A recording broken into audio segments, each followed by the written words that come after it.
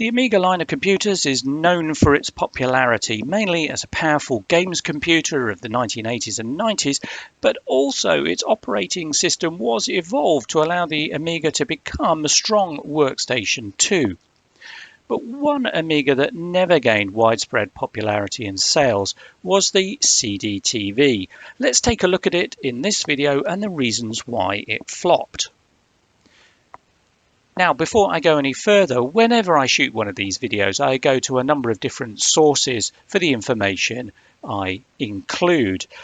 This time round, I do want to call out one particular source, and that is the webpage CDTV Land.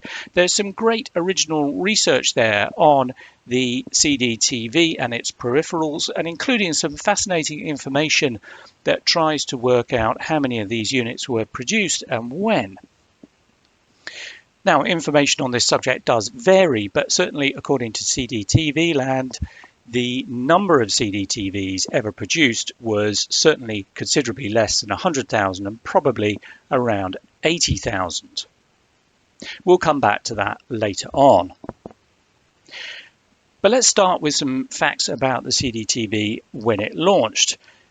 It did so in April of 1991 in both the US and the UK, and originally CDTV was an acronym standing for Commodore Dynamic Total Vision, but that's a bit of a mouthful, and as the CDTV aged and matured, that got retconned into standing for Compact Disc Total Vision, which in today's eyes sounds a lot more sensible as the reason for the acronym. The price at launch was $999 in the US or £499 in the UK, and that was back when the pound was a lot stronger against the dollar than it is today. You could take those prices and more than double them to get to today's values, so in excess of $2,000 for this piece of kit. What, though, do you get for your money? Well, I think the first thing you can say about the CDTV is that it certainly doesn't look like a computer at all, and that's entirely deliberate by Commodore. It was badged as a multimedia machine, not a computer at all, and by its design in this form factor and color, it was supposed to sit alongside your hi-fi or VHS recorder in your stack. And in fact, actually, it looks pretty cool even in 2024. Now, related to this is the fun fact that the word Amiga doesn't appear anywhere on the CDTV. You can see it's badged as the Commodore CDTV, not Amiga. Again, deliberately to put some distance between this machine and the Amiga line of computers, even though, as we'll see, actually there's an Amiga sitting inside the case. And part of the reason for that was to aim at an entirely different market for sales of the CDTV from the personal computer market. The other thing before we go any further is the weight of this unit. It is several kilograms. You certainly feel like there's a lot going on in the case and you're getting something for your money. But let's take a walk around the front panel before we look at the back panel. On the left here, we've got the power switch for on-off. We've got a socket for headphones, earphones, and our single-speed compact disc player. We'll come back to that later on. Moving along, we've got this lovely fluorescent display. We'll see that in action later. And then some controls for the CD playing itself, play, pause, rewind, fast forward, etc. Volume changing on the headphones. A button here that will switch the output between the RF input, so to show us the TV versus the machine's own output, and then a reset button. Now, I think I might have said on my video about the CD32 that was the only Amiga I could think of with a reset button. Well, I was wrong. I'd forgotten the CDTV has one too down here on the right. The other thing that may be less obvious on the video is that there is actually a panel here that's removable, and behind here is a slot to insert a memory card.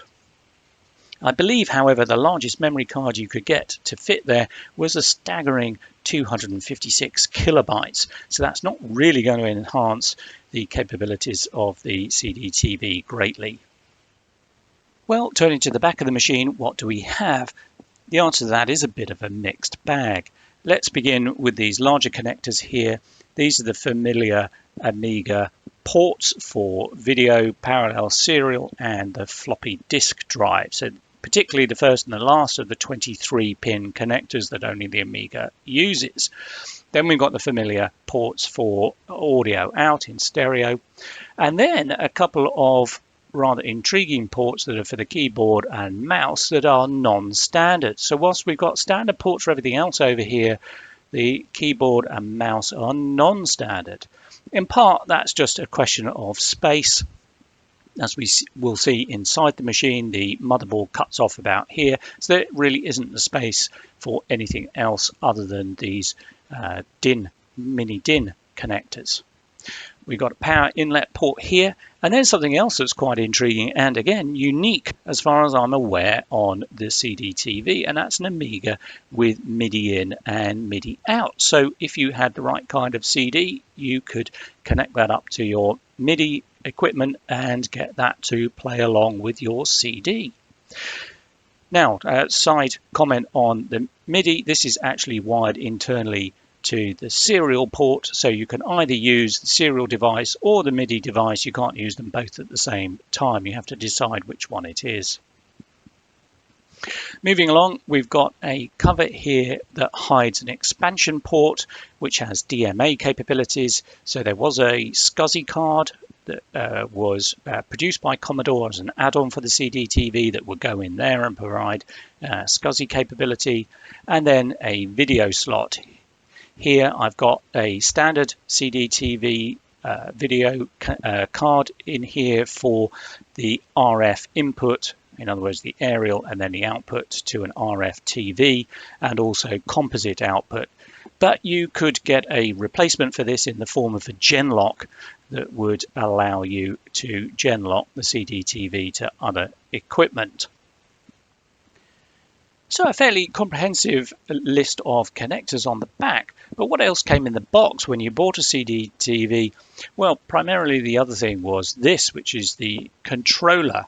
So no mouse or keyboard in the box. You had this infrared remote control instead, which has got sort of direction keypad on the left, A and B buttons on the right, and then in the middle here we've got a number pad and various other functions to control the device.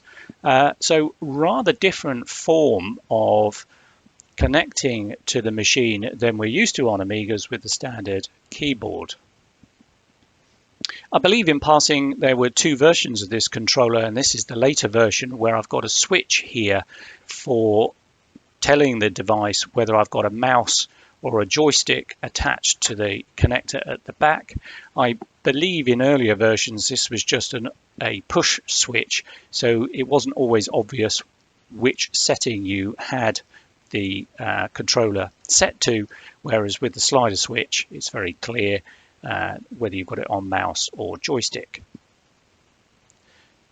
So that's a quick run around the outside of the CDTV. I think now's the time to have a look under the cover and see what this machine is made of. Well, 6 screws later, we can remove the cover, and this is what we see. So just to be clear, the front of the machine is towards the back here, and what we can see is the back of the machine towards us. Here is the main motherboard, and what is very apparent is the number of chips that are here, particularly large custom chips. So let's just take a walk around what we've got here to make sense of what the CDTV actually is. Well, first of all, here the largest chip is the CPU, 68,000 CPU. And in the corner here we have a Fat Agnes chip along with a megabyte of onboard RAM as zip RAM, presumably zip RAM just for less space it takes up. Then if we skip down, we've got Denise and 2 CIAs, we've got Paula and a Gary chip along with a Kickstart chip here. Now if you put all of that together, you're thinking perhaps that this is sounding very much like an A500, and you wouldn't be far wrong. In fact, this part of the CDTV motherboard is simply an Amiga A500 crunched up to make space for some other things. And what are those other things? Well, first of all, this other big chip here is the DMAC chip, the DMA controller, that allows devices to access memory directly. Equally, we've got some other EPROM or ROM chips here that are extending the Kickstart ROM to allow for functions to run the CD-ROM drive. But I've also skipped over a few chips here. We've got these three chips that don't normally appear in an Amiga. What are they all about? Well, perhaps the most sophisticated of them is the 6554 chip here, that's primary function, as far as I could tell, is to run the front panel and to control that. Next to it, we have the 6500, which I think is primarily a keyboard controller. And then down here, we've got the 6525, which is controlling the CD-ROM itself. And what those chips represent, at least these two and the DMAC, is something very similar to the add-on CD-ROM drive for the A500, the A570. So if you like, what's happened here is that 2 bits of Commodore kit have got squished together, stuck on a single motherboard and integrated as the CDTV. Perhaps the other thing I should point out before we put the cover back on is this connector here, which isn't, in this model at any rate, used for anything. This is the so-called diagnostic port, which has signals very similar to the side connector, the Zorro connector on an A500. So you can add on cards within the case of the CDTV via this connector. This motherboard, it's upside down here, but is a revision 2.2.1, which is a very common revision. And from looking around at the date stamps on the various chips, the latest date stamp I can find dates from week 36 of 1991. So that would correspond to September 1991. Just going back to the CDTV Land research on the production of the CDTV, that seems to correspond to the end of the production run of CDTVs and when the PAL, native PAL CDTVs were being produced. So on the face of it, this does appear to be one of the later CDTVs to come off the production line. The other thing is, from a careful look at the motherboard, it does seem to be a native PAL version. And the reason I'm calling that out is, again, the research done by CDTV Land that seems to suggest that the first part of the CDTV production run was focused on NTSC native versions, but it would appear that sales disappointed, and so Commodore, in its usual fashion, took a soldering iron to them and adapted them to become PAL versions to sell in the European market. And so apparently a lot of CDTVs that are PAL ones are actually modified NTSC. And I should say modified in the factory to be PAL versions. This one doesn't appear to be, seems to be natively PAL, but who can say for sure? All right, enough talk about what's in this machine. I think it's time to get the cover back on and see it in action. Well, the CDTV is reassembled, and because I plugged the power in, the clock has started up on the front here, so you can see the fluorescent display now in operation, and that will come to life a little bit further once we start the machine up properly. And of course, to see anything, I need to plug the CDTV into something. I guess back in the day, that would more usually be a television, but the signal from those isn't great through the RF feed. So what I have done is to hook up this rather magnificent 1084S monitor, a black one, not many of those around, delighted to have it. But I've connected it up to the CDTV so that we can see what's happening. So let us hit the power button and take a look. And the way the screen there goes dark grey, light grey, white sort of gives away the fact that there is an A500 or a Kickstart 1.3 machine underneath it all. And then we're presented with this welcome screen, I guess you might say, with the rotating CDTV logo. Now, apologies for the flicker on the video there. That's just the fact that the sync rates of the camera and the monitor are different, so we're getting that. Apologies. But what may not be so apparent is that the laser here going onto the CDTV and the reflection off it that are coming up with our rotating logo are actually flickering for real on the monitor screen. Now, to save your eyes, what I'm going to do is turn this back off again for the time being and show you what it takes to load a CD, because it's not simply a question of taking a CD like this one and shoving it in the slot here. The CD player on the CDTV is so old, you might say, that it's before slot loading, and what you need is a so-called caddy, which is a carrier for the CD. And what you do is you very carefully open that up, take the CD, put it inside here, and then you can place it in the machine. So all a little bit more cumbersome than the slot loading CDs that we became accustomed to on PCs and I guess audio gear, but you can simply feed that into the CDTV like that and off you go. Of course, this could be an audio CD. The CDTV will happily play that for you and act as a just regular audio CD player.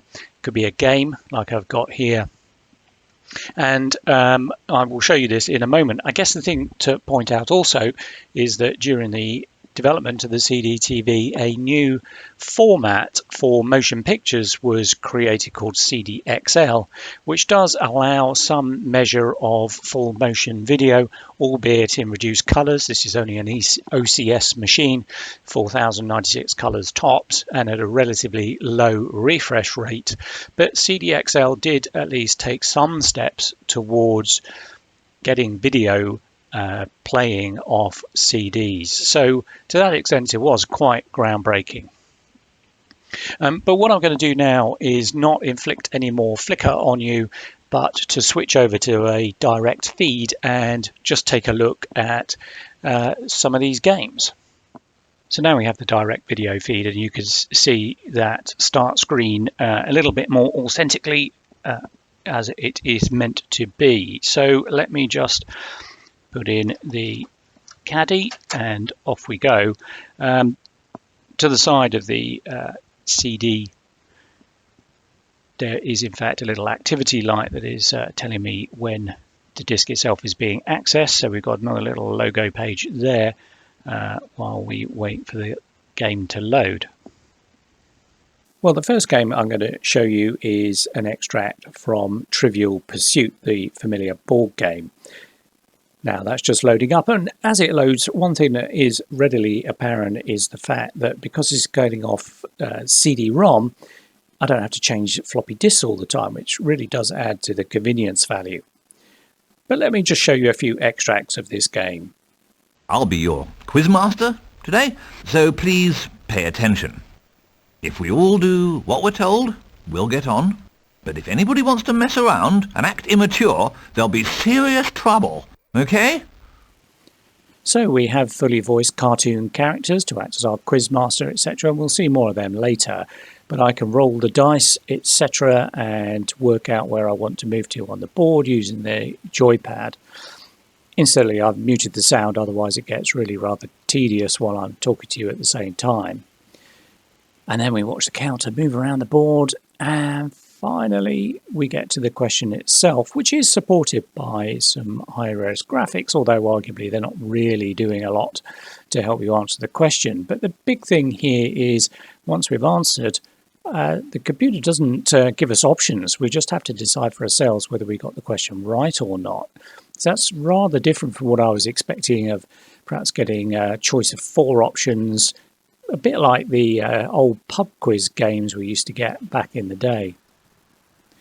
And then if we got it right, it's the usual thing, roll the dice again. So we have to go through the animation once more, before we then have the chance to move around the board and have another question which might be introduced, yep, by a fully voiced cartoon character. So where does this leave us judging Trivial Pursuit on the CDTV? Well, certainly there's a novelty value in having fully voiced cartoon characters introduced in the game.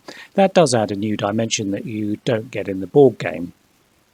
But it is a bit of a letdown that although you do get these high-res pictures to support the questions you're getting, the computer isn't really intervening in judging whether you got the answers right or not.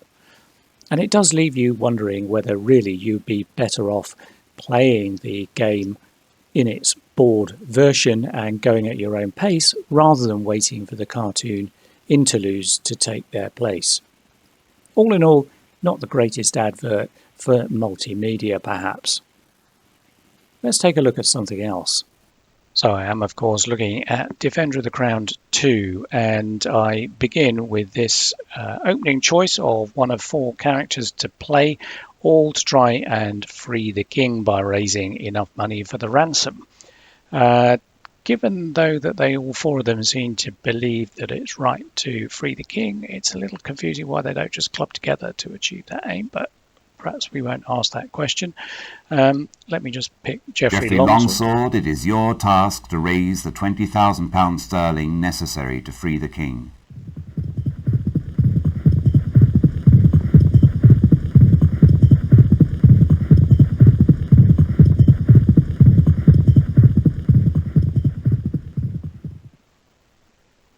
Okay, so we're just starting out with our map of England and Wales, and off we go. I think I am simply going to start gathering territory. Your army has taken the territory unopposed. So I think now's the time when I move from South Wales and try and take North Wales. So I'm going to seek conquest and move into this territory. I don't need Robin's help, I don't think, this early in the game. And we're into our mini-game, deciding on tactics here, and I call it a mini-game, but really there isn't a lot of time to react and choose your tactics. That's it, it's over. You've won the battle and the territory is yours.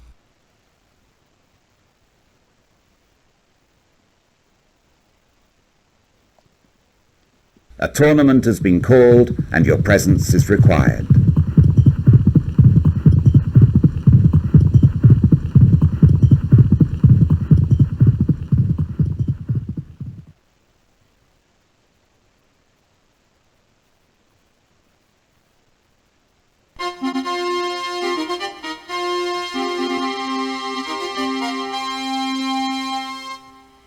Choose your opponent.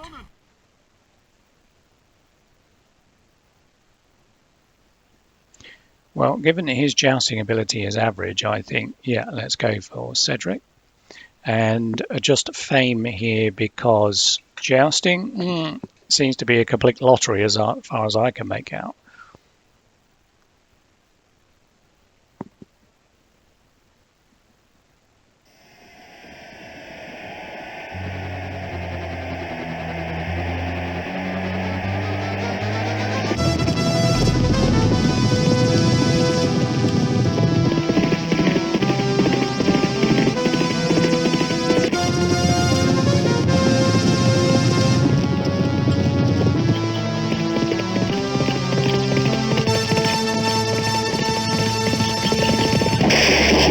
And I've been knocked off for reasons And so ends I don't your day understand. in the lists of Ashby. Though you did not win, your men respect the effort. There will be other tournaments. I'm not sure my men really respect that effort. Well, I think now's the time to try and attack one of these enemy castles. So let's seek conquest and go north, I reckon. I need a catapult, and I buy one for £50. Yep. Do I need Robin's help? No, I don't think so.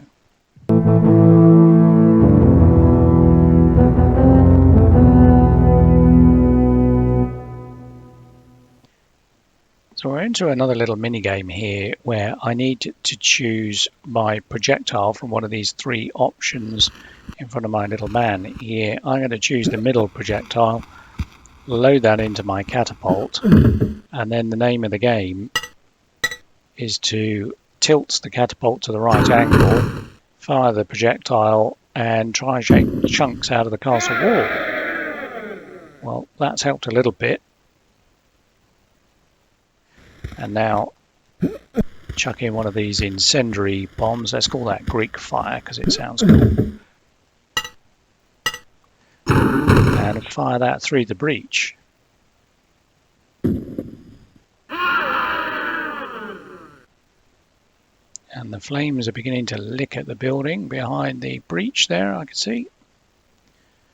So we're obviously doing the right kind of thing. I mean, it's not at all obvious why you're supposed to be doing all this in the first place.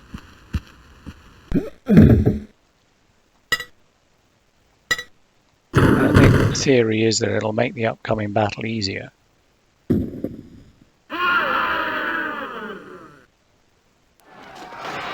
we're into the battle.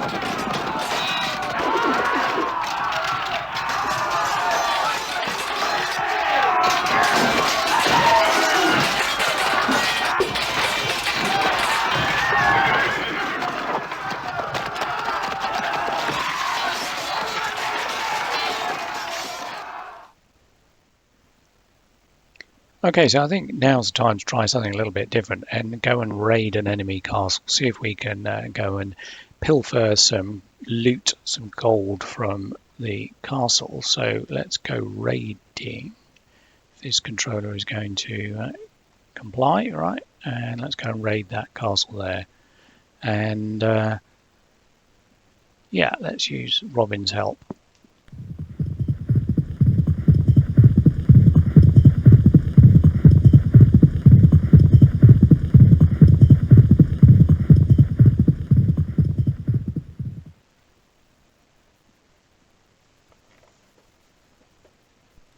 At his camp in Sherwood Forest, Robin agrees to your request for help. He and Friar Tuck will accompany you on your raid.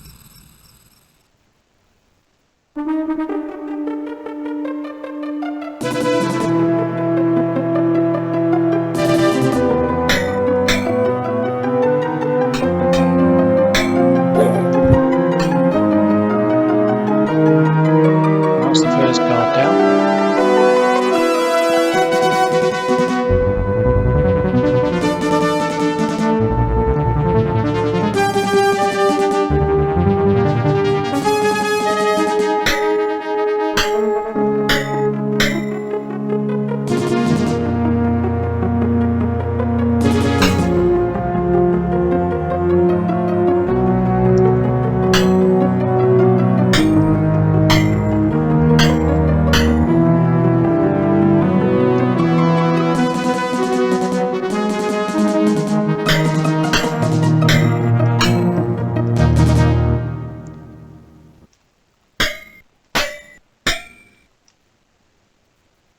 Despite your best efforts, you are captured and thrown into the dungeon. But a week later, some of Robin's men break into the castle and free you. You return home to the cheers of your followers. Okay, so what do we make of Defender of the Crown 2? Well, there's no doubt that it's very carefully put together with some pretty decent graphics for the time and the voiceovers to go with it as well. The animations also are drawn pretty well and convincingly, although it has to be said that the minigames themselves often seem somewhat arbitrary. It's not entirely clear how to win the sword fighting or indeed the jousting. It all seems a bit random and you don't get any feedback on how you might have done better. Contrast that, though, with trying to capture a castle where the formula does just seem to be exactly that, a formula. You just go through the same steps over and over again. You breach the walls, you fire the right projectiles through the gap to take the numbers off the enemy. The upshot of it all is that the gameplay really does leave you pretty cold after a while. So is this a great game? No, it isn't, but it's not a bad one either. Perhaps a little bit slow pace for the standards of 2024, but you can see the novelty that is there. So I can imagine that back in the early 90s, CDTV users and owners were feeling pretty frustrated. The quality of CD-ROM based software was pretty poor and definitely limited. In fact, it would have been apparent that Commodore was abandoning the platform pretty rapidly. So what do you do with your machine? Well, one thing you can do is note that there is, underlying it all, an A500 in the box. So why not try and take advantage of that and see if you can expand the CDTV to basically become an A500 with other peripherals on the side. Of course, the way to do that is that you need to add a lot of stuff. So first of all, we've got our floppy drive here, so we can load software off other things than simply the CD-ROM. And of course, bear in mind, back in those days, almost all software was in floppy format. CD-ROM as a medium was very, very new, which was part of the issue with the CDTV. You need a mouse, and again, as I pointed out before, this is one that has that particular connector. You can't just plug in any old Amiga mouse and expect it to work. But at least that is more useful in terms of using an operating system than the remote control pad. And of course, you almost certainly need a keyboard, if I can lift that up there, again with the particular connector that a CDTV needs in order to interact with the computer. By the time you have done all that, you have probably doubled the outlay that you made for the original CDTV. So this is looking a pretty expensive setup, and that's even before you include the cost of the monitor as well. So not a cheap route, but I guess if you've already started down that track, then these might be sensible peripherals to add on. So what I'm going to do in a moment is switch to the direct feed, so I won't subject you to all that flickering again, but I'm going to shove in the floppy drive my heavily used backup Workbench 1.3 floppy here and boot up into Workbench 1.3 so we can see what's going on there. So let me switch over the feed, turn on the machine, and it goes through its boot up process, and there's the welcome screen, so to speak. Let's shove the floppy in the drive. So that's the screen you get incidentally if you're playing an audio CD. And I'm just going to hit reset because I think I might have timed out on the opportunity to use the floppy drive. Here we go. So now we're booting off the floppy drive.